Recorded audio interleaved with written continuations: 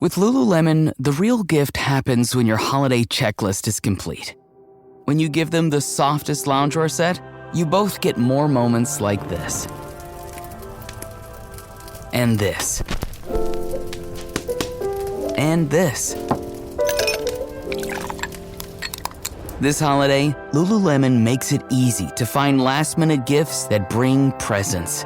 Open the moment. Shop now at Lululemon.com. That defense looks like they're going to leak goals in from every angle. My God. Like, I've never known a team to look this unless you're called Luton or Sheffield United.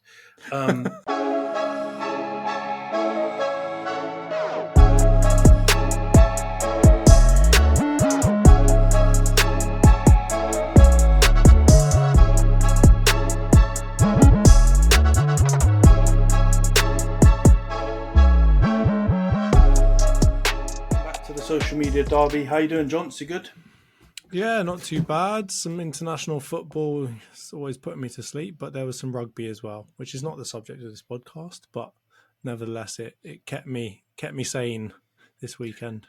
Yeah, it's been obviously for those that haven't been paying attention to what's been going on the last couple of weeks.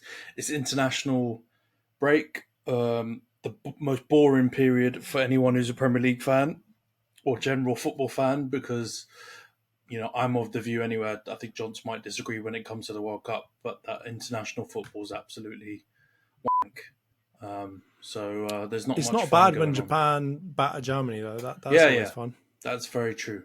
And I like Hansi Flick, but he was going to get sacked regardless. And if anyone could do it, I'm glad it was one of us. So well done. Come on. Well done, the land of the rising sun. Good lads. But anyway, we're not here to talk about them either. Let's kick off the podcast, Johnson. Do like a very brief season so far review. We've obviously both our teams only have 4 games, contrasting results.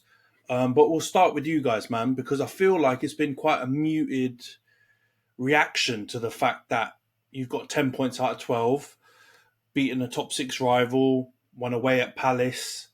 And yet kind of there's a bit of, I don't know, it doesn't seem like there's doom and gloom, but there's not as much optimism as maybe you think there might be.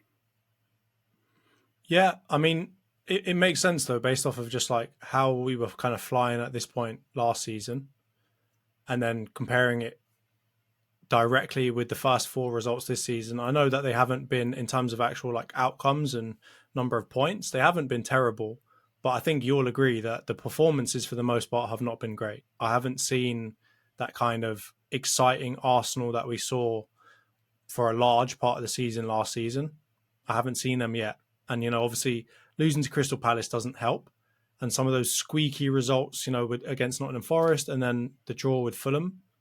You beat Crystal Palace though. Oh, oh yeah. Sorry. No, yeah. But I mean, like the squeaky results, I guess. So, against Nottingham Forest, squeaky. Against Fulham, squeaky. Even against Crystal Palace, it wasn't like we weren't dominating the game. And I think the 1-0 scoreline was about right. And then against you lot, that was squeaky. Right? I can admit it was great. And the feeling was amazing. But, two last-minute type goals, 96th minute and 99th minute, that's not a comfortable fixture. And I think for only 4 games into the season, heart rates are rising already. So that's probably where that muted reaction comes from. No, that makes sense, man. Obviously, it's got to do with performance, isn't it? But I think it's slightly harsh, and I get it. You guys have adjusted your expectations now after last season, so you're holding your team, a very young team still. I think it's worth mentioning, right? Like to a slightly higher standard than last year. And if you do compare it that way, I can understand. I think you were good in large parts against Forest, but it wasn't the complete performance. And the way it ended kind of left a sour taste in the mouth. It felt like a little bit closer and, a bit more of a nip and tuck game than I think it was in reality. I think the Palace one, harsh. We've talked about it. Tomiyasu doesn't deserve 2 yellows and get sent off. But that changes the whole landscape of the game, and the fact that makes that result really good, right? The Fulham one, I think, is the one where you can look at and say that was really disappointing for start, because you bookended it with with like a drop in levels. Whereas I feel like you were okay in the middle. You started poorly, ended quite poorly, and they had 10 men, so it kind of just feels bad. So I get it, man. But in terms of player performances, do you have any standout players that you'd want to call out so far this season, and the same for the opposite side, who you think need to like really fix up? I mean, I think there's a few different candidates for like the best performers. I definitely think so far this season, Martinelli has been amazing, right? I know that there's been some weird shouts about not getting rid of him, but it's a place in our team where we could upgrade and all of that kind of stuff. And I guess at a certain level, yes, of course, we could upgrade because people like Mbappe exist and whatever else. But if you think about who we can actually get, I don't think it's terrible. So I think Martinelli is definitely not getting enough of the limelight. Rice has been a superstar since he's come to the club. Obviously, he plays in a position that doesn't get a whole lot of limelight, but you saw it in the Man United game. That guy, already he kind of lives for Arsenal. He's been very, very solid in the midfield. Unfortunately, not solid enough to make up for some of the people I'm going to call out in the worst performance part. But the only other person I'd want to bring up is Saliba. I feel like we're all getting used to the fact like, oh, Rolls Royce and all of that, and not to big it up too much, but there's already quite a lot of plaudits for Saliba. And because of that, you tend to forget just how well he has been playing. And I know, obviously, our defensive performances haven't always been great. I think that's mainly a result of the system that we've been playing. But Saliba has looked class again and just shown to the Arsenal fans what a big miss he was back end of last season and how important he really is to that defence, right? So I think, in my mind, those are the best performers.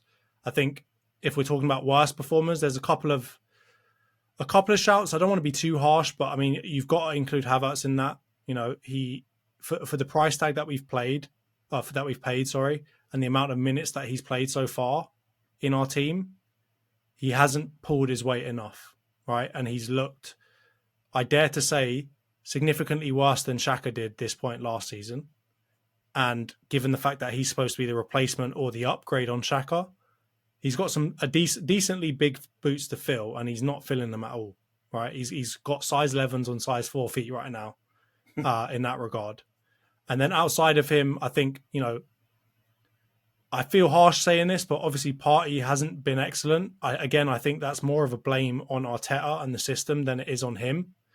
He's just looked a little bit slow off the mark in certain circumstances, and he's doing the kind of thing that really annoyed me back end of last season, where he was just hanging on the ball too long. And in certain circumstances, he is trying to play balls that he really can't be playing if he's a right back. At a centre mid position, even as like a deep line centre mid, kind of defensive mid, you can kind of get away with those because you've got 4 defenders and a goalkeeper behind you.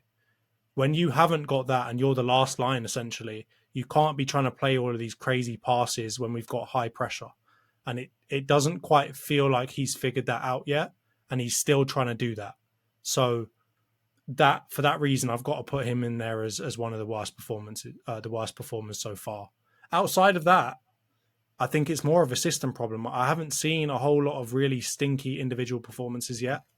It's really just been as a team, we haven't looked like we gelled in some of those games that we talked about. Yeah, no, I think that's a very level-headed analysis, really, of the performers individually. I think it's hard, isn't it, when there's only been 3 or 4 games of the season to make definitive shouts about who's been playing so well, because it's a very small sample size. I do think probably on the best performers, you're probably on the net, you're on the money. I don't know if you mentioned Nketiah, I think he deserves a shout because I feel like he's done pretty well. I think against Palace he was good. I think even against Forest when he came on, he was good. I think it was quite harsh to drop him in the Fulham game, and I think maybe that contributed in some way to at least the start, and maybe struggling with kind of your attack at the beginning. But I think he deserves a shout. Worst performance, it's hard, man, because I think we will get into we've got conversations about scapegoats later on, I think, in the episode, and I feel like we've been pretty hard on Havertz, but I think calling him out for being, absolutely rubbish and all this kind of stuff so far for Arsenal is a bit premature. I don't think he's been good. He needs to definitely improve. And I think at the moment he's trending along that the same path he was on when he was at Chelsea. So he needs to like kind of address that, I think. But let's get into it. We've got a couple of questions that we're both going to pose to each other on this episode, because there's obviously a lot going on around the club. There's less so around the performances because we're on international break. And one that's been really kind of, I feel like, pushed a lot in the media is around Nicolas Pepe. So obviously, prior to Rice, he was your record ever signing, I think, in 2019. I think the fee was, 72 to 75 million or something with add-ons or something like that. Pretty big fee for someone who was pretty much unproven, at least definitely in the Prem, right? He's left the club. There's been a bit of confusion over whether he's left for like 3 million euros or whether he's left off the back of his contract being terminated. Either way, that's quite a chunk of money that you've lost on him, considering you've also loaned him out and stuff, and he hasn't really actually played for you too much. So the big debate is, do you think he can be considered a flop? And that's the question I'll ask you, mate, because there's two, very stark contrast opinions about this. So where do you land? I mean, my major issue with the discussion around Nicolas Pepe being a flop is actually my major issue around most discussions around players being flops, and that is everyone treats it as such a black and white issue, right? As if being a flop is like a quantitative measure that we can all make, and there's like a certain standard, you hit this and you're a flop. And I think that's mainly the problem I have with people calling Nicolas Pepe a flop. And me and you we've discussed this offline, but there is a sliding scale when it comes to successes, flops, and just mediocre signings, right? And I think a lot of people like to default to one or the other. You're either a success or you're a flop. And in the case of Nicolas Pepe, he clearly hasn't done enough to be considered a success because he's leaving the club in, let's say, an unceremonious fashion. But at the same time, I think we all forget that he had seasons of good value to the club, right? He's had multiple seasons where he's got more than 10 goals or assists in the Premier League, which I know is not crazy numbers, but if we look at that in comparison to a lot of other players in the league and a lot of other signings in the top six, that's decent, right? And so I think with Nicolas Pepe, if we look at the fee and we look at the fact that he was at the time a record fee for us, I think that you probably could say he is in between being an unsuccessful / mediocre signing and being a flop.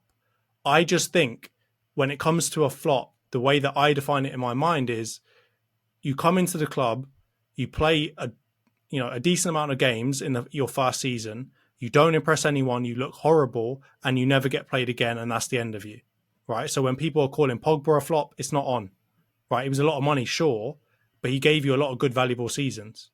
For Pepe, yes, he didn't give us 10 years of decent performances, but he gave us 3, right? Three years of decent-ish performances, 2 that are most notable. And I think in that regard, if he was 20 million, I would say he definitely is not a flop. It's the only thing that really brings it into question is the fee. And so if we look at 73 million, 2 decent seasons and 1 mediocre season, I think you can say that he's a mediocre / unsuccessful signing for Arsenal. I think to me, he feels like a signing that Chelsea would make this year. And I think we can categorically say most of them look a bit floppy, right? So that's where I kind of stand on it. I'm going to say no, he's not a flop, but he's definitely not a successful signing. He is a mediocre to unsuccessful signing in my mind. You probably might disagree there, but I feel like that's a fair reflection of a player that gave us a few good seasons. Yeah, no, it's all to do with the fee. Let's be real. That's what people kind of judge this on. And when you go to a club for a large fee, which 72 at the time, what's that? I hate to do that inflation thing, but you always see it going around. That's probably in the 100 million mark right now or something like that. What was it, like 4 years ago? Like you're looking around that kind of mark. I think it's comparable to the Antony signing last year. That I think they would be about the same. Yeah, it might be slightly more because of inflation, because it's literally gone crazy in this last year. But either way, it's high, right? So first of all, you weren't doing signings of that size at the time. You were pretty much a shambles at the time as well. That was when things were really, going tits up. So it was a huge expectation on your team, and I don't think the stars aligned. Number one, there was rumours that Emery didn't want him in the first place. He wanted Zaha. So, that's not a great environment to come into. Two, I think the fee for a player it seems the personality type of Pepe, he was never going to be the type to be able to shoulder that, because he didn't seem to outwardly be that kind of character who could deal with such the pressure coming in from a foreign league for a huge sum, not knowing kind of how crazy we go about these kind of transfers in the UK. You don't get those kind of transfers really in France, do you? Apart from PSG, and he didn't come from that background, so I think that was a bit of an issue. And then, it was a bit of circumstance too, because if you look at it, his decline or his lack of importance to the team, basically being completely shunned, coincided with the rise of Bukayo Saka. And if you look at how Saka's doing right now, I feel like a lot of you guys, Arsenal fans, would consider Pepe like collateral damage that you're willing to take on. It's a huge fee, but you've got a guy, in Saka who's one of your own. He's unlikely to leave you, right? So he's going to give you a long service, regardless of big clubs coming in. Touch wood for you guys. And when you look at the stats, which I think can be used on either side, really, right? I think I've seen a lot of Pepe defenders use them to say, oh, he's got decent numbers, which again, they aren't crazy good numbers, but they are decent numbers. You can't really say someone with those numbers is like an unmitigated flop. There's things around it, like a lot of them come in, when the season was done, in dead rubber games and all that kind of stuff, right? Which I don't really, goal's a goal. Like, all right, I think you can weight those goals maybe differently to someone who's got 10 clinical goals, but very rarely do you find someone who's got like 10 clinical goals against people, someone who's got 10, kind of garbage time goals. I don't think that is the situation with him. But I think he might be a light flop, if that makes you feel better. So he's not like an absolute disaster, because he did score goals, I think. But I think people are going unfairly ham on him. And if he was English, maybe, or if he was, a different character, maybe you would have more people backing him up. Because you do see some Arsenal fans also just say he's a disaster. It was a massive flop, right? Like, it's not like your fan base universally support him. There's a bit of discourse within that. And I feel like, for example, if Rice, which I know is definitely not going to happen, was to flop, he would still have his backers, right? He would have people to say he's a good player. But it's just one of those combos, isn't it? It's like almost like if you're in for a big fee, you can only be a success, and if you're not a success, you're automatically defined as a flop. And like you said, there's gradients, isn't it? So the next question we'll talk about then is this. You mentioned it a little bit earlier, is around Martinelli, right? Because there's a lot of stuff in football fandom where I feel like people find little opportunities to try and like take Martinelli down a peg or two. You even saw it in the United Arsenal game, right? He was having a blinder. He gave Wan-Bissaka a really good game. And, one-on-one, we've talked about it, Wan-Bissaka normally is in control of a lot of those scenarios, but he really wasn't with Martinelli. And he had a good performance against us. But you still saw Ginev say things. If he fluffed a couple corners, he was on him. And I feel like, all right, fair enough. They were poor corners, but overall his game was really good. It was nitpicking, and you see it a lot with him. So why do you think there is that kind of nitpickiness with Martinelli where you don't see, for example, with Saka? Because back end of the last season, Martinelli was your performer. Saka kind of went with the team and was slightly disappointing, and Martinelli was the one holding the ship down. So why do you think people maybe don't rate him as highly as someone like Saka? It's pretty simple, really. It's English bias, and it's treating Martinelli as if he's not one of our own because he hasn't been at our academy since he was 12 years old or however old like Saka was when he joined. And it also annoys me because, the major thing is Martinelli, as you say, put in a great performance against Man United. But one of the reasons why I think people underrate him is because what he does looks so simple, right? He doesn't overcomplicate the game. He's not one of those kinds of players that maybe Pep would appreciate, where he's trying to do all these intricate different things, and he's doing all these things off the ball that are unseen, that are underappreciated. That some of these kind of tacticos will post on their their Twitters and whatever else. So he doesn't do any of that. He's just pretty straightforward. Route one, I'm going at the defender every single time I can. Every single opportunity I get, I'm going at the defender. And I think that is underappreciated in today's game because we've moved away from, the football of old, where a player like that, was massively appreciated. They were exciting players. They had pace. They had good dribbling, and in most cases, they would get the crowd going. They would really entertain the people watching them. And I think the major thing about Martinelli is that you've just got the Saka shadow, and the Saka shadow, not to to play down Saka's role in our team, but he's an English lad. He plays for our national team. He's still very, very young, just as Martinelli is. So when you see all of that, some of the disappointments that Saka's gone through so far in his career in terms of, big moments that haven't quite worked out for him, that shadow is then kind of placed upon Martinelli. No one's really talking about him. Everyone's focused on Saka. And I think as a result, everyone's always comparing what he does with what Saka does, right? And they're comparing where he came from, where Saka came from. And I think as a result of that, and the fact that he's not coming out and speaking English to everyone in every kind of press interview that he can, or doing these big like EA Sports, EAFC adverts and all of that stuff, or these New Balance adverts, because he's not doing all of that, people forget that he's been one of our best players for the last season and this season so far. And so it's partly English bias, and it's also partly the fact that he's having to play against, or not against, but he's being compared with somebody who is what I'm going to call kind of a generational talent for our team. And so because of that, you have stupid people like Gary Neville that are saying, he can't put a cross in. Yeah, but did you see the pass that he put into Martin Odegaard that got us the equaliser straight off the back of your goal? No, there's no talk about that. The little kind of, I don't know what you call that skill, but when he kind of did like an around the world and managed to get it to, I think it was Trossard who put a goal in as well, right? It was no one talks, Nketiah, sorry. No one talks about that stuff, right? That we all try and play that stuff down, and everyone's giving props to Nketiah, or they're giving props to Martin Odegaard for arriving into the box late. No one's giving the props to Gabriel Martinelli, because that build-up play was also, really, really clean, right? The little back heel he does, the fact that he gets in behind Wan-Bissaka, who, as you said, is a really good one-on-one player. So the only way you can bypass him is don't get into one-on-one situations with him. Get past him, preoccupy him with someone else. None of that's talked about. And it's because you've got quite clearly biased commentators. And I don't just mean that as in English biased.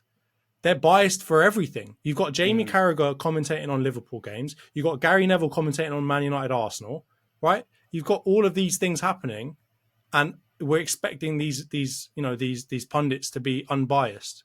And unfortunately, as much as people don't want to admit it, they influence everyone else's opinions.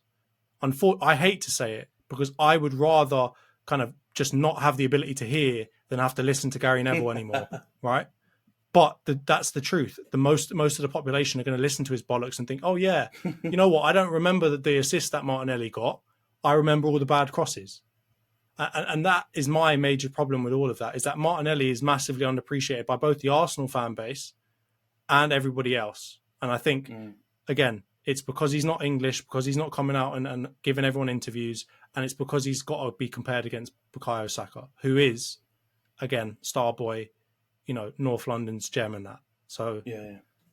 I hear you, man, and I think there's a lot of that at play. I think it's another thing you touched on earlier, which I think might be the number one reason, though, is stylistically. So Martinelli is a bit of a throwback type player. He's got a lot of like a Tevez, Suarez type about him, where he's like a bit of a pit bull. He keeps coming at you, he keeps going at you, dribbling at you, running at you. And like, it doesn't always look pretty, because it might bounce off his shin, or you might not get the dribble perfectly on his toe and like do, an R9 Fenomeno type dribble, but it's very effective. And there are lots of elements of his game which are improving in front of our eyes. What you just said about laying balls off and creating goals and assisting, like, that's something that you didn't always see in the first few seasons of Martinelli. So he's developing that. This like clutch gene that he's coming up with too, where he might not be scoring in every big game or in big moments like back end of last season, but he was working his nuts off and he was really effective. So I think that kind of player is being coached out of top level football, right? We see it and hear it on other content creators. They talk about it and it's true. And I'm not blaming Pep, because he's obviously, like this generation's oracle, or the last couple of generations' oracle, but his teams have always been very robotic. And unless your name is Lionel Messi, you're not allowed to have individualism. Like everything needs to be very much choreographed. And Arteta's of that school too.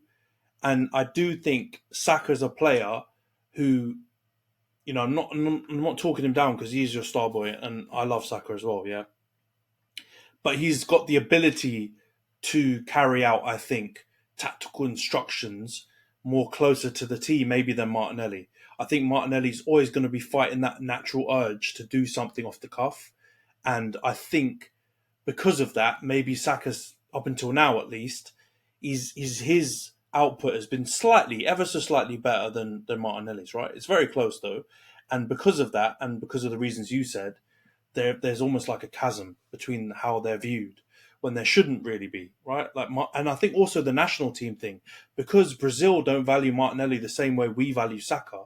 I think that also influences people, right? But people just need to use their brain. Brazil have had some quirky selection picks throughout like my whole life and probably your life as well, bro. Like there's been loads of times when you look at their squad and you go, what the F is going on? Why is Fred playing up front? And I'm not talking about our old Fred, but the other Fred. And he was good, but he was during periods when they had absolute ballers up front as well. And somehow you had those odd picks every now and again. And I think for some reason the current Brazil setup, they haven't picked Martinelli as frequently, or he's certainly not starting. He came into the World Cup squad and they were complaining. There was legends coming out and complaining about Martinelli being picked. It's exactly. And I get it. Vinicius is world class, right? Rodrigo's really good as well. So I get that he might not be in all the time, right? The competition might be slightly higher than it is for England in those positions. But he's not being valued as highly for Brazil, and that has an impact on us too. Whereas you look at Saka, he's England's player of the year 2 years in a row, whatever, right? People love him, as a country. Obviously, after not everyone did during the racism incident and stuff like that, but everyone has kind of gathered around him and rightly is trying to support him and love him. I've got like a special affection for him. So, all right, Martinelli might never grab that, that kind of affection from, Arsenal fans, but he should be close to that because he's really, grinding for you guys, and he's got a huge potential, and his trajectory can just explode at some point. Honestly, I feel like there could be a Suarez type moment where he just bangs loads of goals because he's literally got that potential. I think more so even than Saka. I see him as being able to reach like Son 2 seasons ago, like top scorer levels. That's and similar, I think Son's a pretty decent kind of maybe comparison in the way that they play. And I think one of the things around that is that the Brazil team, one of the reasons I can see maybe that they don't favour him as much is because he doesn't actually seem very Brazilian in how he plays either, right? He's not playing outwardly smiling. He doesn't try all of these kind of tricks that you might expect from a Brazilian winger like you see in Vinicius, right? And this is where I think that kind of maybe introverted personality type that he has doesn't necessarily do any favours in that regard, right? He's not coming out and doing the samba after he scores like you'd see from a lot of Brazilian attackers, not just Vinicius. There's loads of Brazilian attackers out there. They play with such happiness, really. And maybe he just doesn't fit into that mould. And I think, one big shout I'm going to come out with is I can easily see Martinelli being a player that we let get away because we underappreciate him and he goes on to being like an absolute world beater. I can see somebody from, the Spanish leagues, whether it's Barca or Real, somebody coming in for him in the future when we are underappreciating him, maybe when he's 24, 25, and we're going to absolutely rue the day that we let him go. Because as you said, he gets on with it, right?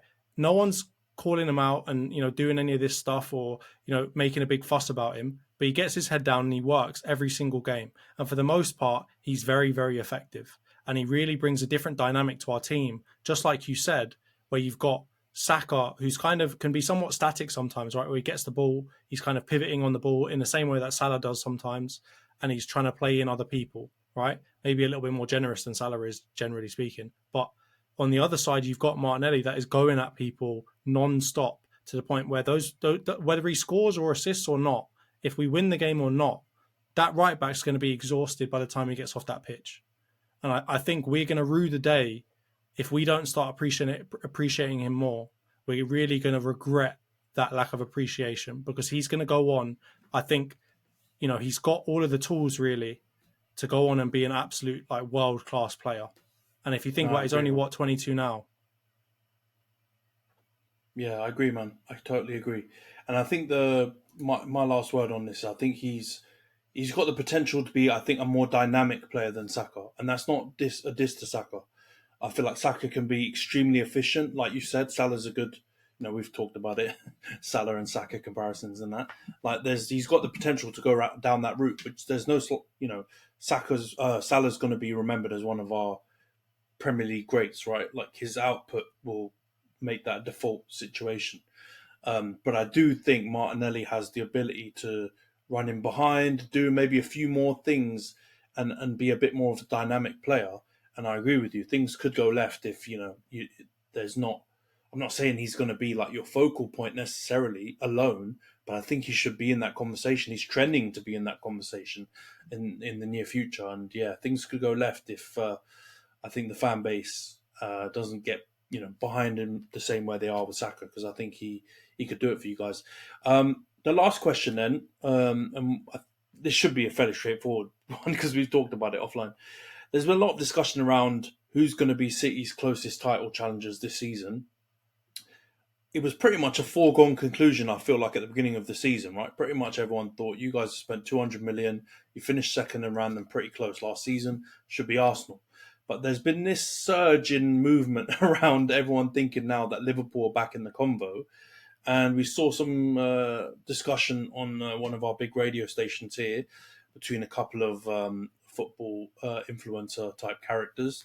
And the discussion was around Liverpool or Arsenal, who has the stronger squad. What do you think, Johnson? Do you think this is a clear-cut one, or do you think it's actually tighter than I might be given credit? I mean, do I think Liverpool have a stronger squad or starting 11 than Arsenal? No. I think my answer to both those questions is no. The reason I say that is because you can't rely on 2-3 players and then say that your squad is better than ours. And yeah, you might go on and get better results than us, but so what? Does Inter Miami have a better squad than the best player, the best team in the MLS? No, but they've got Messi, right? And Messi's basically 11 players by himself. That is just head and shoulders above anyone else in that league, right? And that's like an over-exaggeration. They've got Salah and Trent. They're trying to get Núñez into the conversation now and Szoboszlai into the conversation now. And obviously they've got Alisson too. But they're trying to get all these other players into the conversation as if any of them have done anything near what some of the players in our squad have done, right? It's been 4 games of Szoboszlai with his size 6 feet. And now you're telling me that he's better than Odegaard, right? No chance, right? Give it another 20 games. Give it another 15 games before you start spouting rubbish. So do they have a better squad than us? No. Do they have a better player man for man than us? Yes. End of discussion. You ain't got a better squad. You ain't got a better first 11, but you have got 1 to 2 players that are better in their position. Let's say 3. You got 3 players that are better in their positions. No one else. I don't want to hear it from anyone else, mate. 3? Who's the 3 then? So Salah's better than Saka, right? Okay. I'd say Trent is better than Ben White, or Partey, I guess, in this situation right now. And Alisson's better than Ramsdale. That's clear, right? But Van Dijk on his current form ain't better than Saliba. Matip, big shout. Or Matip, whoever else you want to put in the conversation, ain't better than Gabriel. Ain't even better than Tomiyasu, let alone Gabriel. Big up, Tommy. Right? Andy Robertson, you got it from Hull. You're so happy about the fee. What's he done for the last 18 months? What's he done? The answer Liverpool is fans cool. are going to be on you. He's done cool, right? So he's not better than Zinchenko, right? Centre mids, our defensive mid is better than yours. Rice is better than any defensive mid you want to talk about, right? Martin Odegaard is better than. There you go. I love Endo, but he's not better than Declan Rice. Martin Odegaard is better than Szoboszlai or McAllister, whoever you want to put in that conversation. Don't really care, right? Their left winger, don't even know who it is at this moment. It's fluid. Luis Diaz, I'd say he's probably on par with Martinelli, right? But he hasn't proved it long enough. Right? And then up front, what, Núñez? Gakpo? They're better than Gabby Jesus, yeah? At the most I'll take is that they can be equal, because Gabby Jesus ain't lit the world on fire. But if you look at their history, they ain't done nothing compared to him. So I'm not having it off of any of them. because that's the first 11 one, right? I think you're right. It's hard to argue many teams have a better first 11 than you guys, right? Because squad depth was your issue last season. Your first 11 when fit was cooking, and you developed the first 11, which was extremely strong. And now you've added Rice, you added Timber before he got injured. The Havertz one we'll ignore because we don't know what's going to happen with that, right? So at least you're the same level of strength, if not slightly stronger than you were last team in terms of your first 11, which was already the second best team, right? By just the results. Your squad was the thing that was weaker or not strong enough. And I think the conversation gets confused because Liverpool's attack is deep. They've actually got probably the deepest attack when you look at any team in the league. That doesn't mean each of those players, though, are like man for man better than everyone else's best attacker. It just means that the combination of them, the ability to take off Luis Diaz and put on a Nunes, the ability to take off a Gakpo and put on a Jota. Who else am I missing from that front line? I feel like they've got one more front line player that plays for them, and that's obviously that's 5 for 3 positions. I don't think any of us have quite that level of attack. But if you look at their midfield, I know they gassed in Szoboszlai, but it's four games, yeah? We've got to chill out with that. He's looked good, but at the same time, when I've watched him, I haven't been wowed. So you might be looking at like a Gini Wijnaldum more than a Steven Gerrard, as I've heard some Muppets call him, right? And then Endo, as much as, the only shout I'll say is Asians eat rice. So Endo might might have one over Decky on that one. But in jokes aside, he's not better than Rice. He can't lace his boots, right? So and then rest of their midfield, McAllister, he's decent and he's good. But yeah, their midfield gets cooked if you compare it with your depth in midfield. Let's just be real. And their defence, they're really skirting over the facts when it comes to the defence. They're living in 2020 or 2019 if they're considering their defence anywhere near comparable with you guys.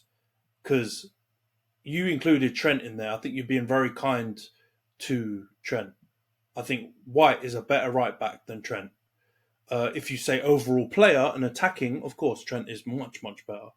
But as a right back, I'd take White every day of the week. He's a better right back. And that's based on 18 months. Yeah, but this is where they'll flip him, though, isn't it? Because he's actually a centre mid now. And now you have to compare him against centre mids. They'll just flip it back and forth depending on which team you're talking about until they find where they have a more comparable, but that's okay. Favourable. But either way, right, let's get to the squad. When you take away their first 11 and they're like 1 or 2 players in attack, the rest of their squad is doo-doo. They've got no one in defence. They've got no one in midfield. It's completely empty. So all of their depth relies on the attack. Whereas you guys, before Timber got injured, you had Timber on the bench, Tomiyasu on the bench. Who else? You had Kivio on the bench. In midfield, you've got quite a few options to come in. In attack, you're not weak either. You're decent in attack. You've got Nketiah, you've got Trossard. You've got players. You've got Emil Smith-Rowe, Fabio Vieira, who's starting to look decent now. Like, it's not a comparison. You guys have a better squad than Liverpool. On legacy, they might have a close shout for first 11, but even then, I would give that to you. They have got a better manager, right? We can rate Arteta highly, but Klopp is a better manager than him so far. Has proven it for much longer. They've got a better theme song. Sure, North London Forever Stinks. You'll Never Walk Alone. As much as I hate them, that's a banger. So they might win on that. And their stadium vibes, they might slightly win on that, although Emirates is improving. So, but if we're talking about the squad, which was the question that I heard discussed, yeah, it's not even close. And we're talking about the squad now. I'm not talking about the squad when you won the Champions League, lads. Exactly. I don't care what you did 4 years ago. I care about how good they are now. Yeah. And off the last couple of years, a lot of those best players that you've got have stank it up. Exactly. Right? Exactly. If they can bring that form back, I'll take it all back and I'll apologise to all of you. Until I see that, don't at me. Yeah, and it's not... Let's just be honest, right? We're not reactionary thinking of just like, you've had a slightly better season than theirs and now suddenly you're much better. You had very contrasting seasons last season. And the season before, quite similar seasons, I would say. I know they won a couple of cups and they're going for the quad, but ultimately, their players, I don't know. I think that was their last hurrah, and for a lot of them, and now it's a lot of them are hitting a certain age. You're trending in different directions, and I think that point has passed. You've passed each other on your way up and their way down, and I think that's just is what it is. They got to get used to it. I'd say that also for us as well. It's not just me picking on Liverpool. Like you've clearly got a better squad than us as well, no doubt, and better first 11. So let's get back into the United side of things then, as much as I've been trying to dodge it for 40 minutes. Our results have been mixed. Performances have been stinky, every single one of them, bar maybe 35 minutes, 40 minutes against you guys. So, there's not much really to get into that other than, it's clearly not working, whatever Ten Hag's been trying to do. And our performances, we got away with, I think the Wolves win for sure we got away with 100%. We should have lost that match. Spurs, I feel like that was probably a bit harsh, even though they played better than us for a big chunk of that second half. We could have easily been 2-0 up to go in half time. So, but it's the same old story. I can't rue that. Forest, I actually think we were decent in. As much as that start was terrible and it looked horrendous and the result looks close, I feel like good 70 minutes of that match we actually played okay. And our big players actually played all right. Still not amazing, but all right. Arsenal, like I said, 35 minutes. We carried out the tactical plan, but we crumbled, as we always do. And any squad planning where you have Maguire and Evans come in, shocking. I don't know if you can really disagree with any of that, John. So I feel like that's pretty universal, that opinion, no? No, I agree with all of that. Yeah. Exactly. Stinky. It's the one time everyone's going to agree on us being absolutely the players, oh God, slim pickings for best performers, I have to be honest. While you might have quite a few, Varane, and he's bloody injured right now, but he was looking decent. He was holding us together in that Wolves game, and he was decent against Spurs. He looked decent in the first half against Forest, even though we conceded 2. Wan-Bissaka, to be fair, I think has looked really competent. He might be the best player, to be honest, because he's played all the games and he's been solid in every single performance. Rashi, I think, not on performances, but in terms of moments, got us the pen against Forest, which some say is debatable, but he also, set up what you call it, the pre-assist for the Casemiro goal with a great cross. And he actually got the assist for Eriksen in that Forest game. He obviously scored against you guys. He was looking fairly dangerous against Spurs in the beginning part of that match. So I feel like he might be starting to cook, although his England performance was smelly a couple of days ago. Worst performers, we've got to pick a lot. But I think the ones that stand out, my namesake, who, again, is obviously facing some other troubles. He's been quasi-suspended right now for his best Mason Greenwood impression, which is not doing us too many favours. But he's been terrible, carrying on his form pretty much from last season. He worked hard against you lot, but, the bar's on the absolute floor if that's going to be your only justification of a right winger that costs 85 million. Casemiro's been exposed, so I don't think that's his fault, but, he's had circles run around him. I saw that stat where it said, for the first 3 or 4 games, he's had 6 or 7 people run past him, and top level DMs had maybe 1. So if he's got about 7x their dribbles past, that's not a good sign. And Alessandro, I love him. The big butcher, or the little butcher should probably be more accurate. Yeah, not Pat Butcher. Let's chill out. He's not been good though so far. I think at the beginning against you guys, before he got injured, he looked okay. That's probably been his best performance. But before that, against Spurs, he was smelly. Wolves, he looked shaky. Forest, he's just not been good so far. And now he's like kind of injured or not injured, I don't know. But he's not been doing well, man. I don't know, can you think of any? Have I missed anyone? But I feel like those are the most obvious ones, no, for both best and worst.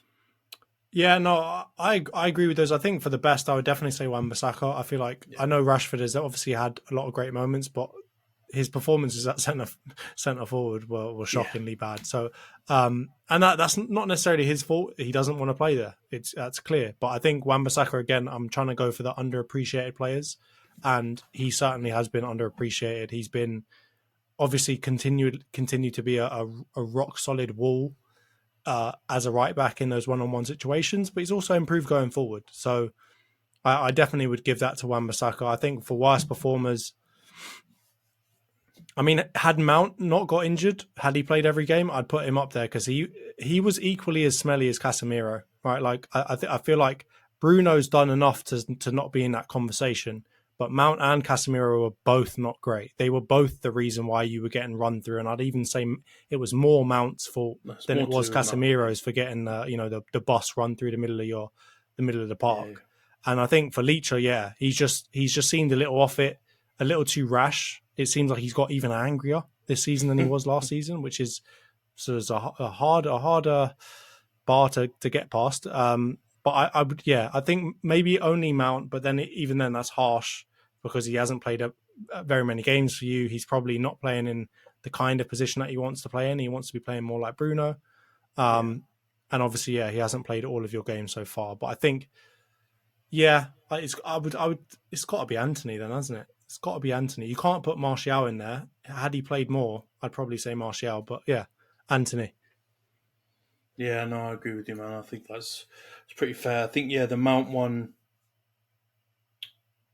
I mean, it's very, very Havertz-ish. Havertz didn't really play in that position either. It's no real excuse, although you should give them a bit more time, I think. His performances haven't looked good, and I think he's had a direct negative impact on Casemiro because 100% don't think it's Casemiro's fault. It's the reality, so you can't, disagree with the fact he's been dribbled past so much and been kind of bypassed with such ease, but I don't think it's his fault. I think there's other things that have been causing it, and I think Mount is a big part of it, along with, the wider system. But anyway, we'll get to the questions section now, and I'll flip it over to you because I know you've got these questions for me. I've got ready to grill me up.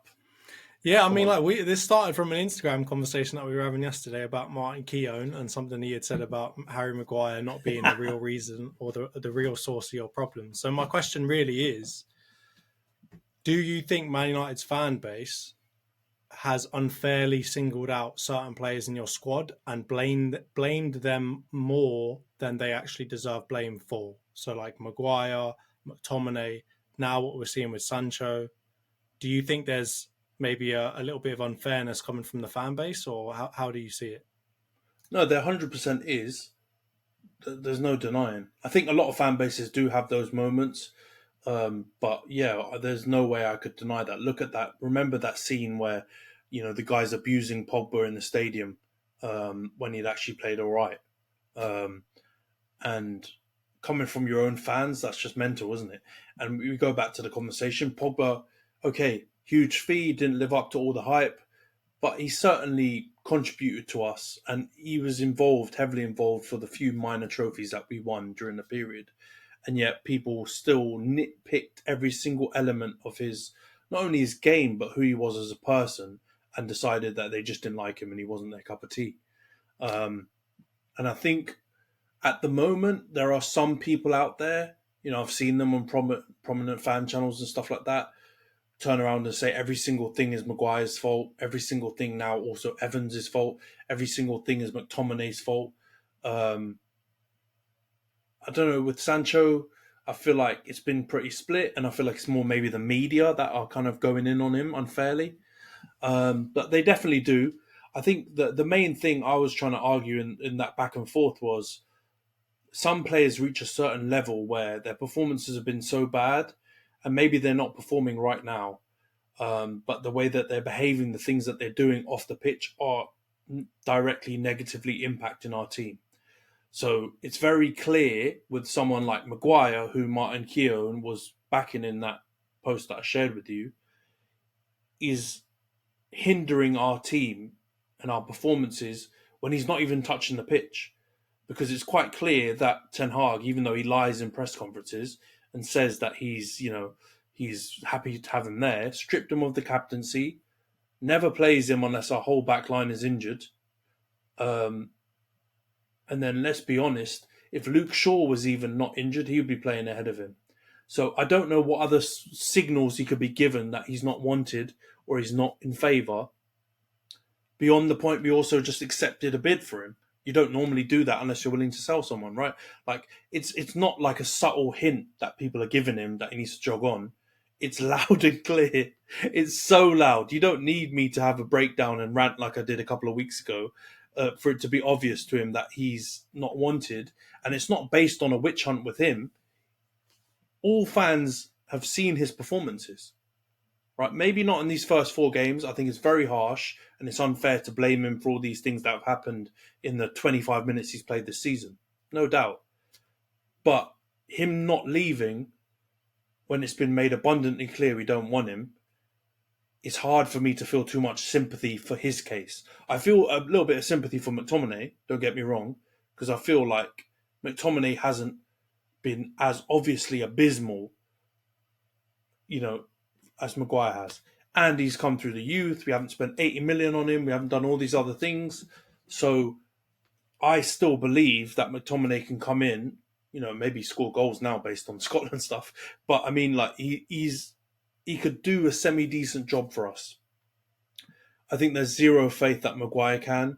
He's been stripped of the captaincy, all those things I just said to you. So I think it's harsh in certain people's cases, but I think Keown's off on one when he's using Maguire as the example. And I think we go so far the other way, right? Because we don't want to scapegoat, we don't want to hammer, we want to be kind to people. And I get that. And I don't think you should say mean things about Maguire as a person and all these other things. But as a football player, he's shit. I don't know how many times I can say it on this podcast. Right, I can say it till I'm blue in the face and you'll keep bleeping me out. But I'll keep saying he's effing shit. He's effing shit. He's effing shit. Get rid of him. So it's just a bad example. Pogba, Martial, they've been scapegoated. I hate it. I don't think it's fair. I think there's been other players that we've had. De Gea even, right? I wanted him gone at the back end of last season, but people were throwing comps all over the place even when he was playing well. So sometimes you just have people that want to choose one player as the focus of all their anger. I'm just uncomfortable for defending Maguire when what else could a club do to show him to leave, right? He's just staying for money now or to be a stubborn. Those are only the 2 reasons, and forgive me for not liking those qualities in a football player.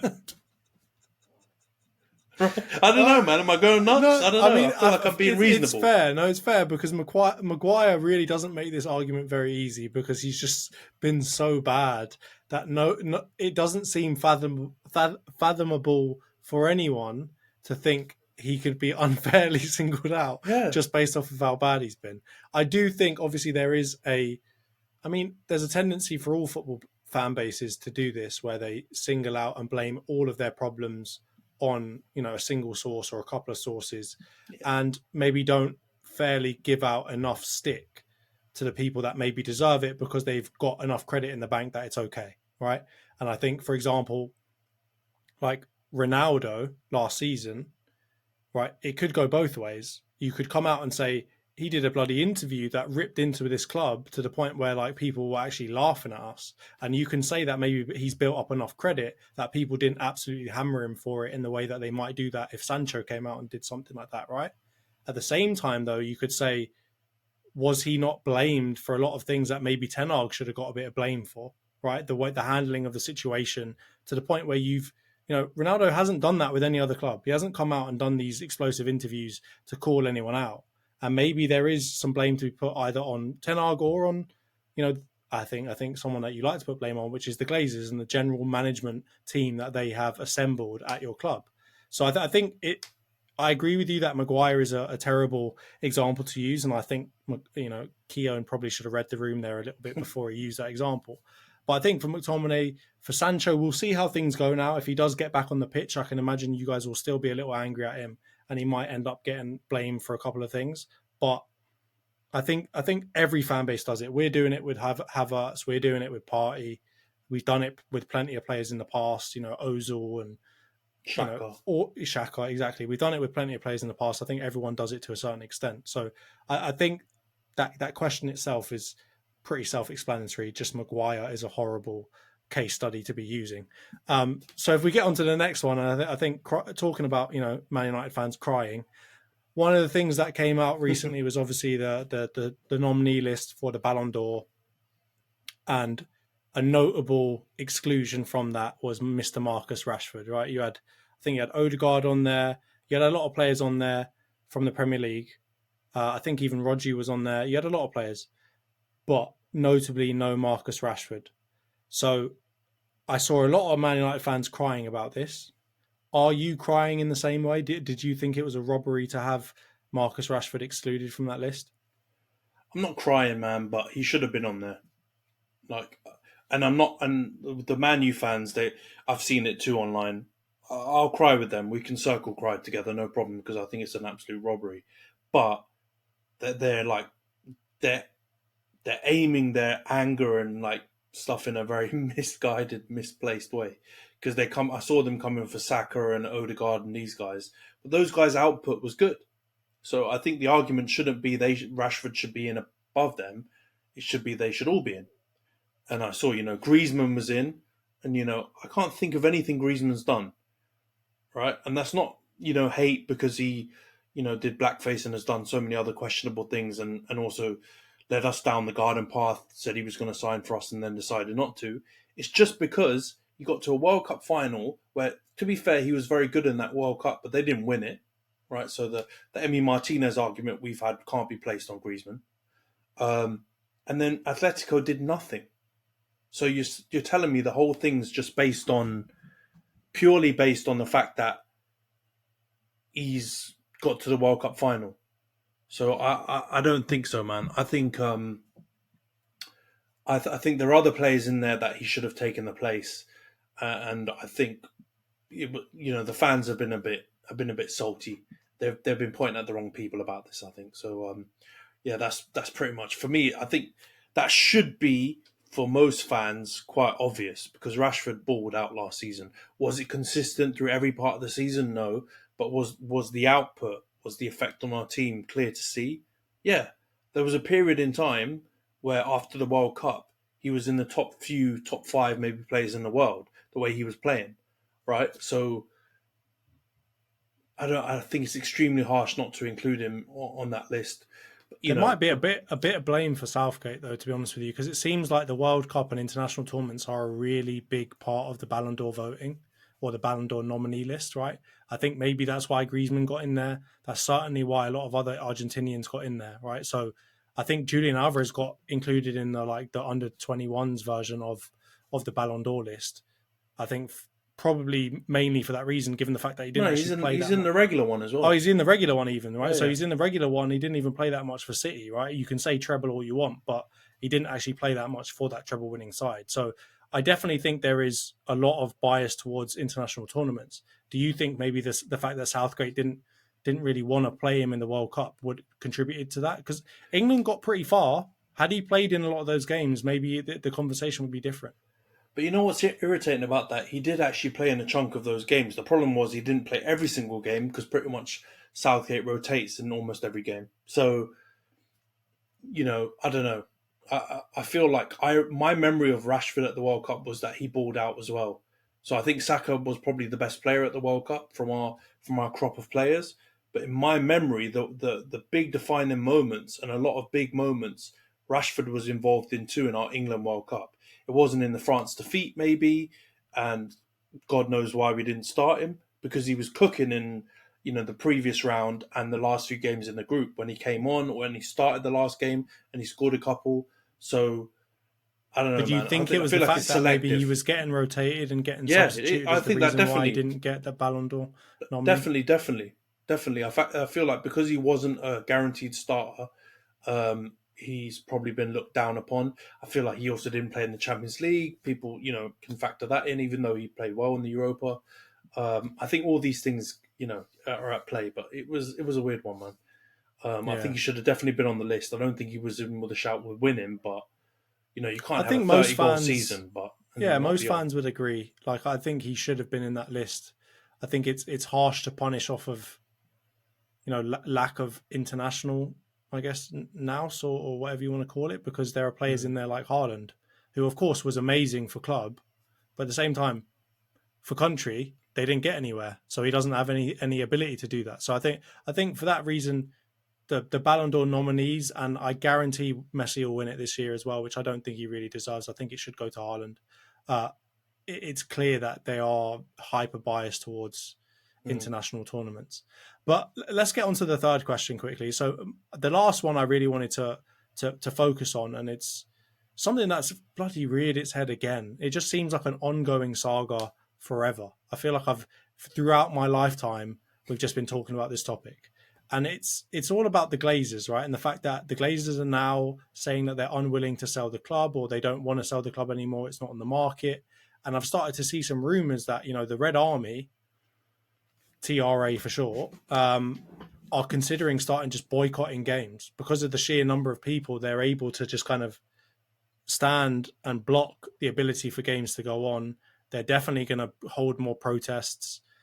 What's your stance on all of this? Do you think that they're like the Glazers are just rope-a-doping us?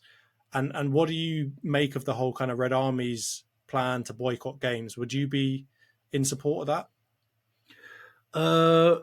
On the rumour stuff around the Glazers not being willing to sell, it's hard to really judge whether it's a load of rubbish or whether it's actually true.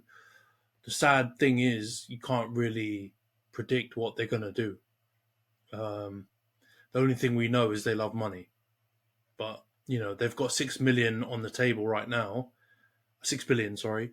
But there's rumours that they want 10, and they believe after the American World Cup in a few years' time that, football will explode there even more. And then obviously they're, the biggest team in England, one of the biggest in Europe. It'll be more valuable. But to be honest, I think that's absolute rubbish. And the way we're trending, I think it's quite lucky that they've got a 6 billion bid. If you look at what we're valued at based on the stock, the share prices right now, it's around half that, slightly over half that. So they're already getting double, and they'll probably pocket around 5 billion of that 6 billion anyway. So it's all greed, and it just makes it impossible to judge what's going on. So yeah, I don't know, man. To be honest, I'm praying again that they do agree to sell, and then this is just some rope-a-dope game to just try and get a little bit more drama around the sale, and maybe try and see if Qatar will give them a bit more money. But you never know, mate. And with the Red Army, I support whatever they're going to do, as long as they're not attacking fans or doing something ridiculous. If they just want to sit in the stadium for an hour after the game, or just not turn up, I'll support them, man. You got to get pretty radical with trying to get bad owners out of your club. We saw it with the Scousers when they had Hicks and Gillette. They did similar stuff, and you've got to do similar to try and get rid of these guys. So I think, completely support them, man. And as long as it stays peaceful and it just actually hurts the only people that we want to hurt, which are the Glazers, then I'm all good with that, man. I think it's got to be done. All right. But yeah, let's change the subject and get off that morbid conversation around the Glazers, because I feel like it is quite a negative one. Unless I know we're a couple of weeks out actually for when the draw was originally made, but let's have a quick chat about the Champions League draw. Both of our teams in the Champions League this year, both weren't last year, so that's a quick win for both of us. We got quite contrasting draws. Well, at least you could say one team, I think, was of a varying difference in level. So we'll go through United's draw quickly. We got drawn to face Harry Kane's Bayern Munich, Galatasaray of Turkey, and FC Copenhagen of Denmark. And that's Højlund's old team. So you've got a couple of narratives going on there. Arsenal, you guys got a Europa League group, basically. You got Sevilla, which, I don't know, some people would say that's, a good draw, but, Sevilla are always handy in Europe, normally in the Europa League, but still. You got PSV, which is a team you faced last year in the Europa League, and you split The 2 games with 1 win each. And then you've got newcomers RC Lens of France, who came only a point behind PSG last season, and lobbed Onana in pre-season against us. So they're semi-decent. But first of all, let's kick off with you, Johns. What do you think of the draw? Are you happy with it? I mean, yeah, I agree with your comment that it's kind of like a Europa League draw. I definitely think we could have got a harder draw if you think about the fact that Sevilla came out as like the A pick, right? Yeah, because of the Europa League win last season. Yeah. Exactly. And if you think about that in comparison to everything else around it, I think that was one of the ones that we would have been looking at from the get-go and thought, yeah, I wouldn't mind being in that group. Mm-hmm. I do kind of fear a little bit about PSV because of like what happened last year and the fact that we weren't convincingly battering them, even though we had like a really good season last year. So I don't think that will be a very nice away game for us to have to go and play. I think Lens, it's kind of like an unknown quantity at this point in the Champions League, right? They haven't played in the Champions League, I think, ever before, or at least for a long time. And so I think from that perspective, I'm pretty happy with the group. Like if you look at like the group of death and that, I'm all right with this. Like I mean, none of them are like super far away. I'm not having to travel to like Tajikistan or whatever to go and play Champions League games, which I'm happy about. And I definitely think it's a winnable group. I'm not sure I can say the same thing for your group. How are you feeling about the prospect of old Harry Kane coming to Old Trafford in a different shirt from the one you might have been expecting last year? Yeah, I mean, I was hoping he was going to be playing at Old Trafford in the Champions League, but for us, so that's not turned out exactly how I wanted. But I think Bayern Munich from that pot are one of the harder options, because you hear a lot of people. I mean, that might be a dummy's answer to the Champions League draw, but of the big name brand teams in the Champions League and in pot one, a lot of them are kind of similar to both of our teams in that they're kind of a brand in name and not necessarily in the actual team recently. I guess City, Bayern Munich, and Real Madrid are the 3 that you'd want to avoid, in terms of them being, being in terms of Bayern Munich and Real Madrid being heritage teams, but also having, the actual players to back it up. So it's unfortunate that we've managed to draw one of those 2 teams that are available for us to get. But I'm not too worried about the rest of the group. I mean, Galatasaray away, Turkey away is always difficult. We tend to always cock that up. So that's maybe one game that I'm worried about. But Copenhagen home and away, I mean, if we can't beat them, then we deserve to be in the Europa or to be out of Europe. It's one of those things. You have to be able to beat them. You have to beat Galatasaray at home. You have to give Bayern a real good game at home. If not, I would hope we'd be able to beat them at home. And then, you have to just... Champions League draws are weird, aren't they? If you win all your home games, you basically only have to win one away game of the 3, or you could even draw a bunch of them and you'll probably go through. So, and our home form has been impeccable over this last season. It's the one thing that's actually looked fairly stable. So yeah, I'm hoping for that. But see when you see that draw and we're in the second pot and the only team that you've got in your group is Bayern, you automatically start to yourself and think, oh my God, we're going to get a group of death. But lucky for both of us, it was Hoy the lads up in Tyneside who got the horrible draw, and I'm happy about that. That's fine. But I think so. You think you'll get through? Yeah. Do you think you'll top your group? You surely got to expect to top. Yeah. Yes, I think we should be aiming to top that group 100%. As long as Arteta's not doing Higgy Haga trying to copy Pep again and do whatever. We need to be coming top of that. Yeah, I think that's fair. You got to expect to top that group. I'm sorry. I know there's pedigree in Sevilla, but PSV, they're not going to be the same team you played last season. They've lost Gakpo, they've lost Xavi Simons. A lot of their big players have gone. You should be beating them home and away. Lens, I heard, have got a pretty intense kind of Anfield-like atmosphere in France, but regardless, I think they've regenerated their squad as well. They've lost a lot of their players that got them to runners-up last season in League On, so you should be beating them. And so I think, yeah, that's fair. But to be honest, I think we should definitely get through as well. And I don't think it's as clear cut as saying Bayern will definitely be first. I think we've got to aim for getting first, and we've got to aim to try and tie Bayern up in some in a tight group, and then hoping to try and nick it from them. But I think they're definitely favourites to top that group.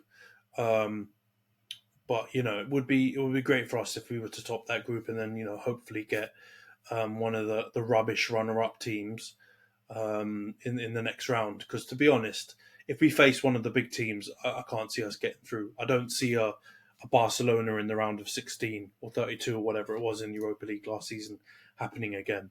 I think we'll get dealt with if we play against Real Madrid or Bayern type teams in the knockouts. So we have to hope for a fortuitous next round if we get there. I think you should aim for to win that group, but at the same time, I can't see Bayern losing more than one game in that group. I'll be honest with you. That's the absolute max I can see them losing. I think they're going to go and smash Galatasaray and Copenhagen, and really it's only going to be you that they're going to have a slightly tougher game against. Whereas I can see a slip up in you against either Galatasaray or Copenhagen, and then probably one loss out of the two games that you play Bayern. So, I mean, from that point of view, if you get first, I think you should be very happy. And I think you'll get a lot of confidence from beating Bayern. Definitely. Yeah, I think the way the fixtures have turned out haven't been ideal, because I think we're playing Bayern away first up. So that could have the opposite effect. If they win that game, which they expected to, they obviously will start off with a victory and get some momentum. They're doing quite well in the Bundesliga as well now. The only thing I would say is, in the kind of biggest game they've had this season in terms of the best opponents they've faced, they got spanked by Leipzig. So I'm hoping and praying for a similar kind of outcome, because they were at home in that game as well and they got absolutely battered. So I don't think by any means we're as organised and as well drilled as Leipzig, but you've got to hope that gives you some belief that maybe they'll drop some points somewhere, because I do think going away to Galatasaray is going to be hard for everyone. I think that's kind of their crowd, similar to like Anfield, is a bit of an equaliser. So yeah, I'm praying that that it gets a bit messy on that side, because you're right. I think the higher likelihood is we fumble it somewhere. I think we've definitely got more form for doing that than Bayern Munich anyway. All right, John. So I think we can wrap up that Champions League. Right, we haven't even started yet with the tournament, so there's not too much chatting we can do, other than to just make fun of Newcastle, which I will again one more time. Good luck, guys, against Welcome PSG. to the Champions League, lads. Exactly. Welcome to the big time. Eddie Howe, you Jason Tyndall, you bigger and yeah, good luck. Let's move on now to a special segment. We obviously did the predictions a few weeks ago. Now that the transfer window is pretty much closed globally, I know we've got a few countries still open, but we can't, English clubs can't be adding any players anymore. We thought we'd revisit those. So this is probably the moment that Johnson's going to slap on our predictions from last time. So they were quite close, actually, quite similar. We both had City as champions. We both had Arsenal second, United third, Liverpool fourth. I had Villa fifth. You had Newcastle fifth. I had Brighton sixth. You had Villa sixth. I had Chelsea seventh. You had Chelsea seventh as well. Relegation-wise, we both had Sheffield United and Luton going down. I had Wolves. You had Fulham. Player of the season, we both had Haaland. Young player of the season, we both had Garnacho. Signing of the season, we both had Timber. Flop of the season, I went Tonali, again with the Newcastle theme, and you went with Onana to rattle me. So that was our predictions. Yep. We've got 4 changes we're allowing ourselves. Let's start with you, Jonts. Who are the 4 changes you're going to make? And give me a little bit of a waffle as to why. Okay, so I wish, and we were saying this when we were going through it, I wish I could have more changes, because a lot of these are looking like absolute stinkers at this moment in time. I think in terms of the choices, I definitely was looking at the 3rd and 4th places. I was thinking Man United, Liverpool. Liverpool have looked pretty good so far. And then obviously a little bit further down, obviously Fulham, my shout to get them down, that they would go down was one I was highly considering because of the fact that they've actually looked pretty decent and they kind of done us, didn't they? So from that perspective, I really wanted to have an extra 2 picks so I could swap those around. And had I done that, I think Liverpool United would have switched. But I have chosen to change my 7th place position. So I had Chelsea. As much as they want to get happy about battering Luton, that's not it, lads. That's not it. All right, lads. That is basically a free 3 points that you're being handed every time you go and play them. And so I've got to change it, as much as it hurts me, to Tottenham and big old Angie, as I call him. Big Angie. They've looked class, and I'd even have considered moving them up a little bit higher. But I do still think they're a little light squad depth-wise. And I think Maddison is a player that is quite injury prone. And I think that they've got, let's say, some players right now that are benefiting maybe from the system. That if they lose Maddison, if they lose Son for a little bit, right, I think they could be in a position where they're not as great as they look right now. So I still think they'll be better than Chelsea though, because Chelsea absolutely stink. But I think Tottenham could get 7th. They could get higher depending on their luck with injuries. And then my other changes, obviously Haaland, you're not going anywhere, mate. Don't try that. But young player of the season, Garnacho, maybe he's still got a chance if he just comes off the bench every single time. But right now it's not looking good, Brev. So I'm going to go and change that to Mr. Evan Ferguson. I think De Zerbi, after scoring a hat-trick, De Zerbi maybe is the only manager that could bench a player after scoring a hat-trick alongside of maybe Pep. But I think that kind of gives him a good run of games now. And I think based off of that and the fact that Brighton still look like they're really firing well, I think he's going to get a couple more goals in there. And like I've kind of discussed on this podcast before, a lot of the other young players don't get lumped into the young player of the season category really anymore. They've kind of maybe moved on a little bit now. So I think Evan Ferguson is primed for a young player of the season award. I think in terms of signings, I'm going to keep it Arsenal. I think Timber could have had a shout to be the best signing had he not got injured.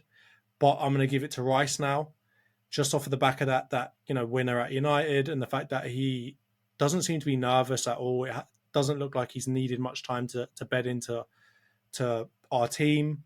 And maybe he's actually going to go and say, get everyone to say, actually 100 million was not an overpay for him, which I think so far for every player that's been 100 million, outside of maybe Bellingham, everyone's immediately like, nah, that wasn't worth it. Grealish, Enzo, whoever it was, everyone's saying, nah, that was too much to be paying. So I think Rice might actually get, be the first 100 mil plus player to be able to say, actually, that was a decent fee for him.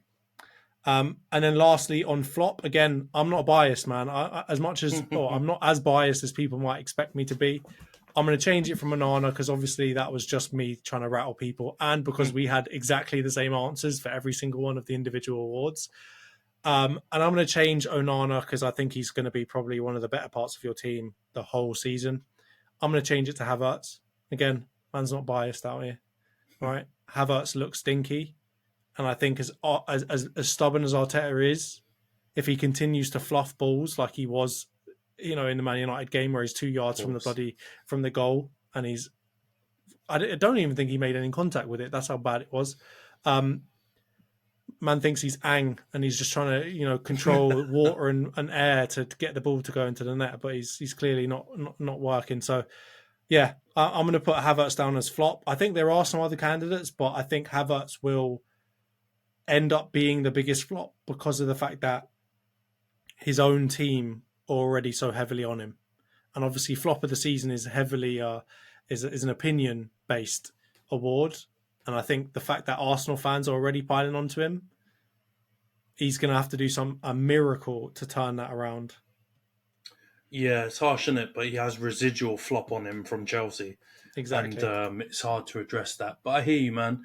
I think I'm very jealous of your Evan Ferguson shout because if I, like you were talking and saying earlier, if I had another couple of swapsies, I would really consider that one for Garnacho. But I'm going to stick with him. I'm going to keep the faith with our Argentinian saviour. My swaps, man. I'm dropping Villa from 5th to 7th, and I'm swapping them for the great Tottenham Hotspur and Big Angie and my Australian brothers, because I agree with you. I think they're precariously set. So a few big injuries could really derail their season, because I think they've really improved their starting 11 with signings and also the recapture of form from some of their existing players like Basuma. Pape Sarr stepped in from nowhere. Christian Romero looks good with Van der Ven next to him. The left back, unbelievable. Udogi. Goalie, I'm still not 100% sure with, but I think generally they have a good team. First 11. But yeah, a couple of injuries. Also, I think it'll be tricky for them to get through the African Cup of Nations and an Asian Cup period in the winter, where they're going to lose Son, they're going to lose Basuma, they're going to lose Sarr. Who else? I think that's pretty much it. But those are three players that have been pretty key to their start so far. It's just a case of whether Richarlison steps up, whether they find another solution up front. Obviously, Bentancur comes back, whether Højbjerg can fill in and whether their midfield can make up the quality gap. But I believe in them, man. Fifth. Also, we've got to remember, it's 5th. I'm not predicting them to win the league. I'm predicting them to come out the traditional top 4 by a place. And I think they'll be really happy with that, man. And I think Big Angie's doing a really good job so far. It's very early days, but I just like the guy. You know what I mean? The way he just talks to the way he talks to reporters, he seems very humble and not full of himself. He seems like a real player's coach, and a real people person. So I can't help but like Big Angie. And he's a bit of an underdog, because there are definitely some snobbery things going on in this country when you see him come and he hasn't had the traditional route to the Premier League. We should have learned our lessons. Arsene Wenger didn't have a traditional route. He came from Nagoya or whatever it was in Japan, and he came and he changed the face of English football. So we've got to be respectful and not just dismiss coaches so easily. So it's not only based on the Tottenham team. I kind of want them to as well. It would be a big middle finger up to all the tacticos and all the up their own journalists and media outlets and people like that who kind of want him to come from. They want the coach to be another Mourinho or a Pep or something like that. And I think it would be great for the game if he gets Spurs playing well, and kind of brings them back to the top 6 after last season's debacle. 7th, I'm kicking Chelsea out like you. Sorry, Chelsea fans. Or am I? I don't really know. But you guys are out of here. Villa's going to drop down. Because I still think Villa are going to have a decent season. I know they've had some injuries.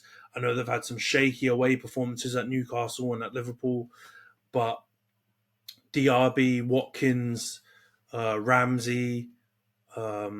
Mate, they got John McGinn playing prime. John McGinn's cooking. Well. Yeah, they've got Tielemans can't even make the first 11. They've got some depth, man. And I think eventually Pau Torres will get used to the pace of the league and he'll do all right. And I think they'll do enough to get top 7. It is a close one though, because I can't believe Chelsea are going to be this crap throughout the season. I know they proved that they could last season, but can they do it 2 seasons in a row being this rubbish?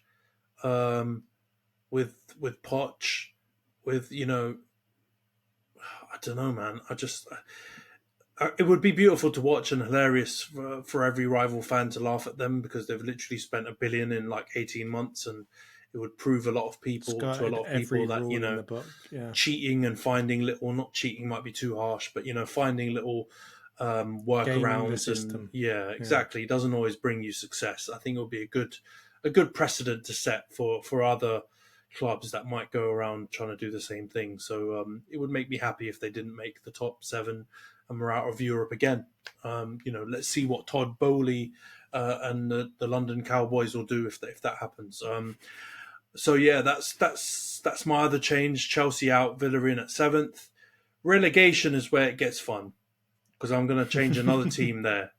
Not Luton and Sheffield. Sorry, you guys, you're terrible. You're definitely going down. It's 18th. It's Wolves. So Gary O'Neill, big up the man. Gary O'Neill should have beaten us. We should have had more faith in him. He didn't deserve to get sacked at Bournemouth. The new Spanish Don who's there now probably will get sacked soon as well because they're playing terrible. Yeah. But I think he'll just about keep them up, even though they've been selling players everywhere and haven't really replaced them. I think they'll get it done. They've got a massive giant, like 7-foot guy up front, Kaladzic or whatever his name is, who will be heading in some goals and putting himself about. They got Hwang Yi-chan, Hwang Yi-chan as well. Big up the Asian brothers. He scored the other day as well, I think. Yeah, he did. He's pretty much the only player in the team that can score. Yeah, he's a decent player, man. I like it. I like the look of him, and I think eventually he'll start starting for them because he's too good to come off the bench. But I think they'll just about scrape it, and the team that will go down, and it's unforgivable that they go down because they've literally been pissing about with relegation for about 5 years. They've got a new stadium coming. They're on the only good side of Liverpool that I will actually, like to support, and they're an absolute shit show. And that is Everton, the Toffees. Oh my God. And I quite like Sean Dyche as well. Dyche. I like Sean Dyche. But my God, are they they're so crap. I like that Beto guy, that you talked about him as well. He puts himself about. Yeah. But I don't think he'll get enough goals. Like, I think he'll be effective, but I don't know if he's an absolute bagsman. And really, the only thing that's going to save them is a bagsman. Because the rest of their team is absolutely poor. Their defence stinks. Their midfield, they sold Iwobi. They've lost Iwobi. What are they doing? Like, what the heck are they doing? He's the one midfielder that was actually consistent and working his balls off. I feel like he connected Onana, Gay, and Doucouré together. He was a really good player for them. They've lost him. They've lost Amari Gray. They got rid of Mopé, but that's good for them because he's crap. But yeah, I don't know, man. I just think they can't keep trending downwards and somehow surviving. Like, I thought originally when we did this original predictions, they were going to keep buying a few players. They weren't going to stay, as close to that previous squad as they have done. Dominic Calvert-Lewin keeps getting injured still. Yeah, Pickford still looks erratic. That defense looks like they're going to leak goals in from every angle. My God, like, I've never known a team to look this, unless you're called Luton or Sheffield United. But they're looking so bad, and eventually, I'm sorry, you've got to be, you can't keep doing this. You can't keep playing this risky game.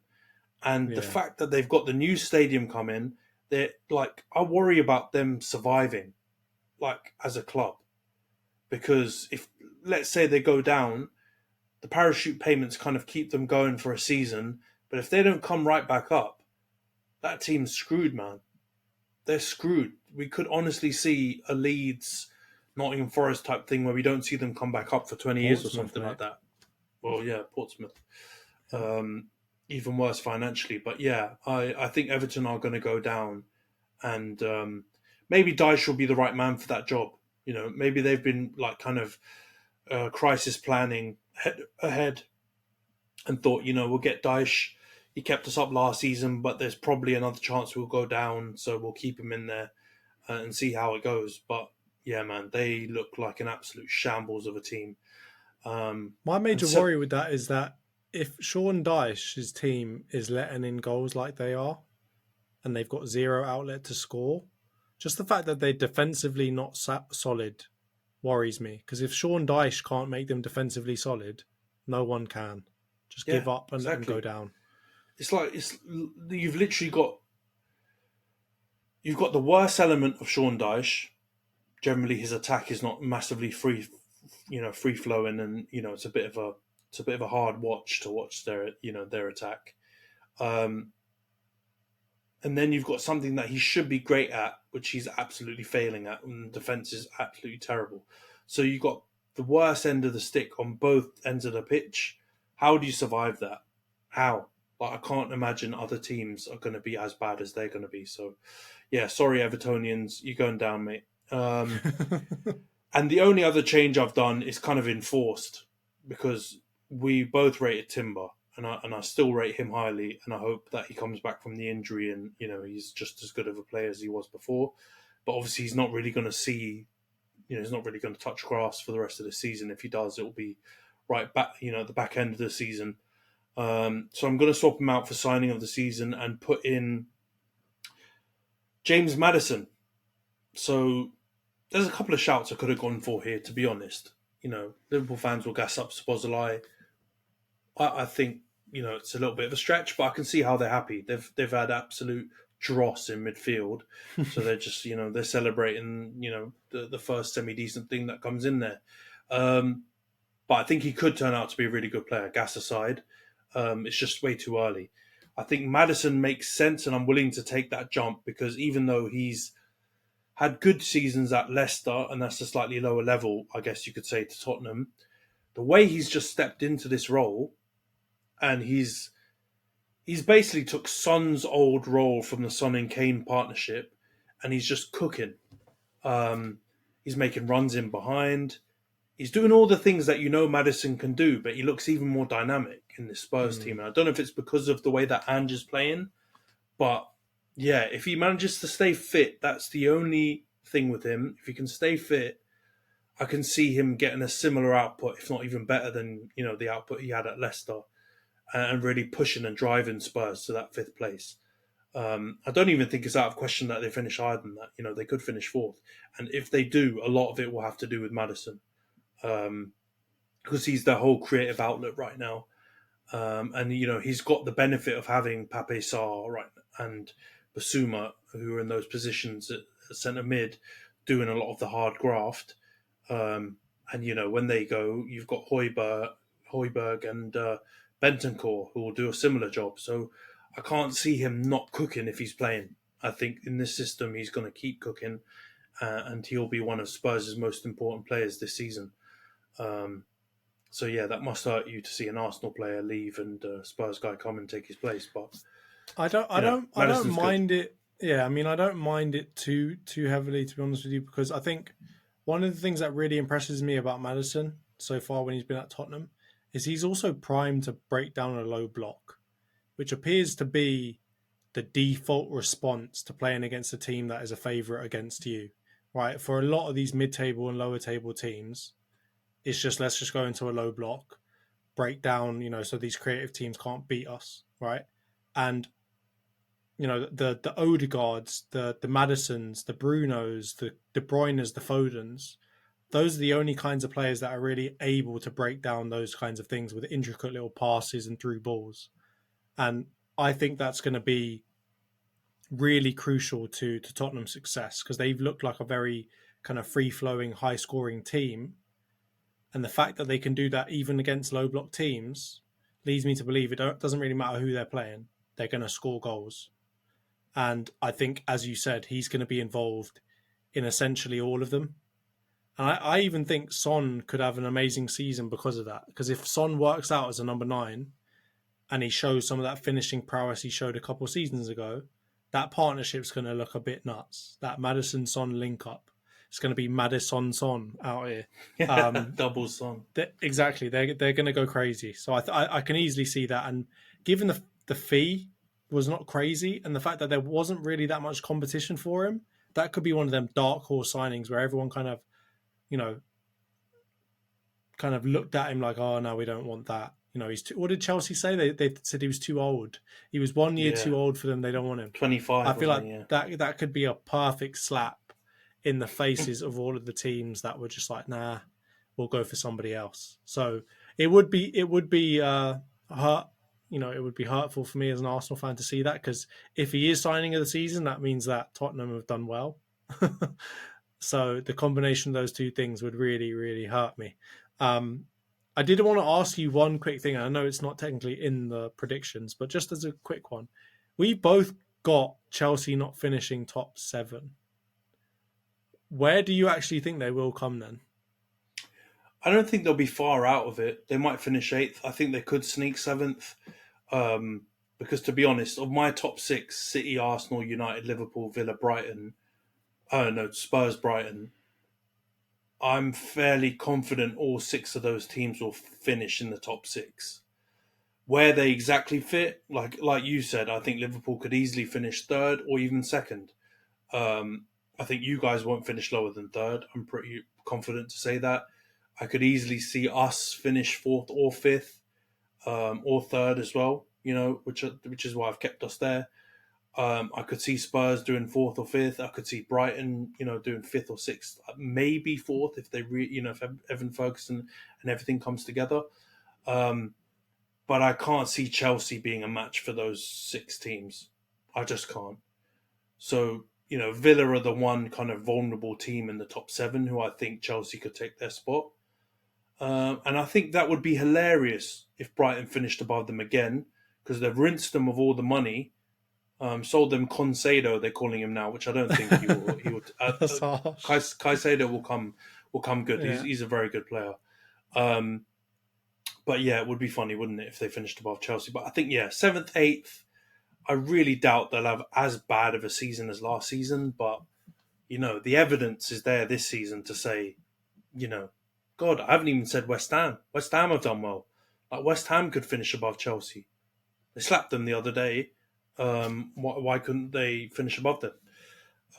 I really like what West Ham have done, actually.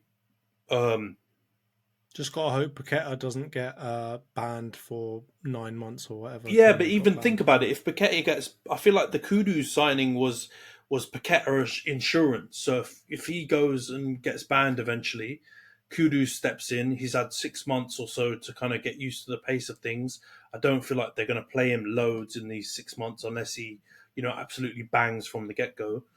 And then he'll kind of step into the breach when Paqueta probably gets his ban. But could work out. West Ham could even finish above Chelsea. I don't think they're quite good enough to finish above the 6 teams that I've put in 1 to 6. But yeah, Chelsea are fighting for scraps, man.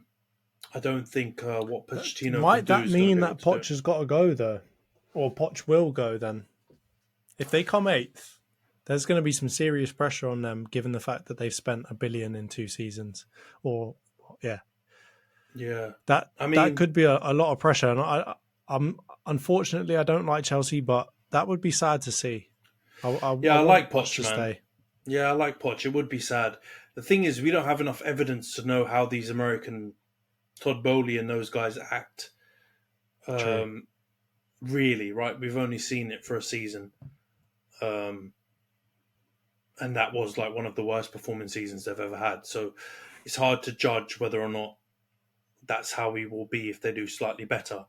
I mean, I know everyone jokes about him being an absolute moron and not really knowing much about English football, but even he must understand they've got to get in the top 4. And if they don't get in the top 4, yeah, it's going to be hard for them. Because I feel like the way they've balanced things with all this spending, it's a really precarious situation.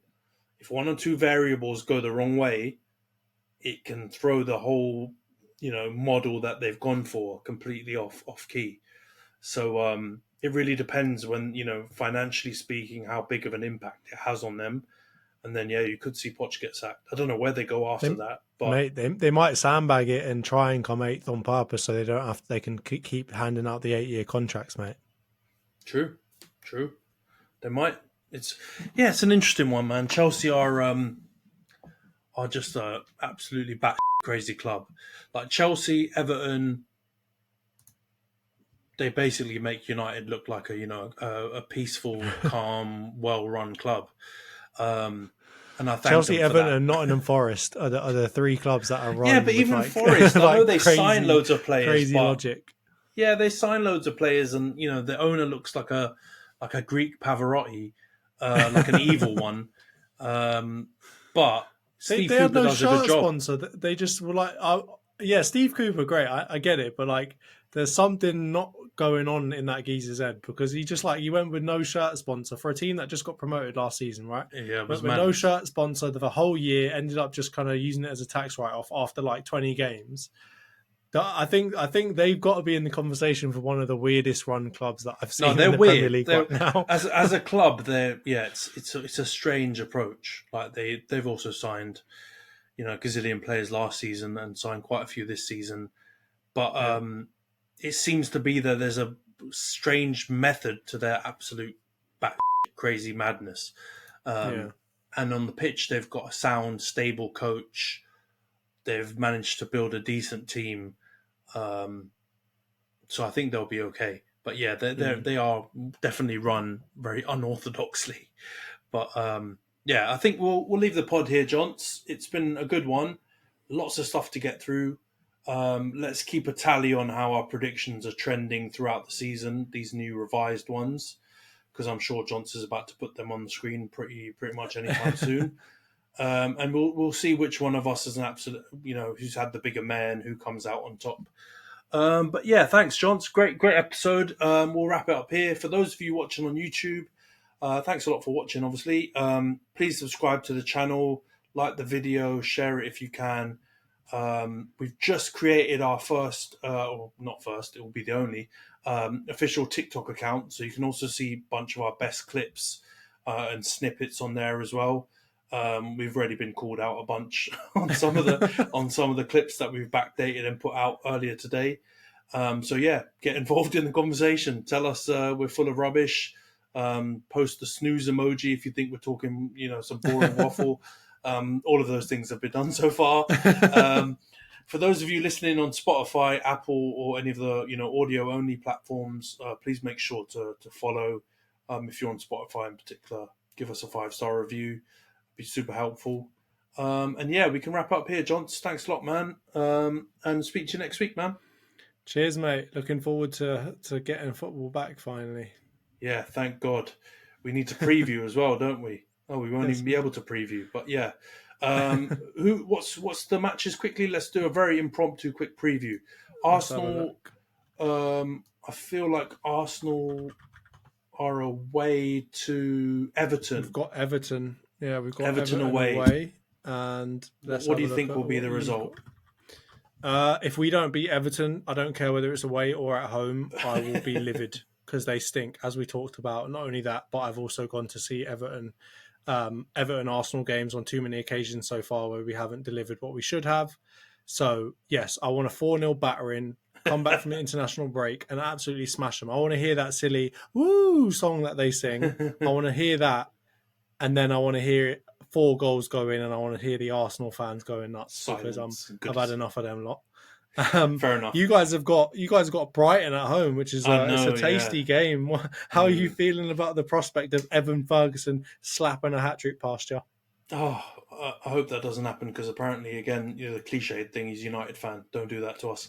But I think, and I don't know if I think this, I'm praying for a tight win. So that's what I'm going to go for. I'm going to leave the exact score predictions out because I know we'll do a prediction post on social where we'll engage with it. But I'm predicting a tight victory for United. And if not, we'll be in trouble, I think, for top 4 if we get a draw or a defeat. You've got Bayern literally the Wednesday after that as well, by the way. Yeah. We've got a tough return back from the international break. So we really need a victory to kind of kickstart our season. But anyway, that's a nice little impromptu match preview. We've really put thought into that one. But yeah, let's wrap it up here, Jonts. Nice one, mate. I'll speak to you next week. Cheers, folks. Take care.